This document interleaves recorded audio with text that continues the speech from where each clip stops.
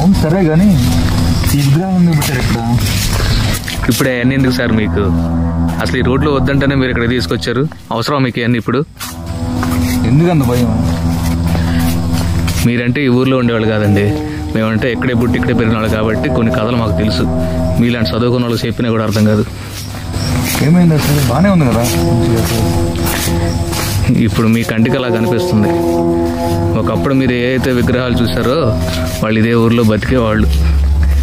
ఆ ఇద్దరు రాజయ్య రమణమ్మ, వాళ్ళ కూతురు ఒకసారి బండి నుంచి వచ్చే టైంకి వాళ్ళిద్దరు తలకాయలు లేకుండా వాళ్ళ ఇంట్లోనే పడి ఉన్నారంట.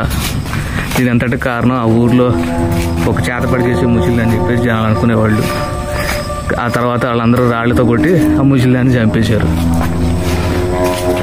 ఇంకా వాళ్ళే దయ్యాలు ఎక్కడ తిరుగుతున్నారని చెప్పేసి వీళ్ళందరూ అనుకుంటున్నారు.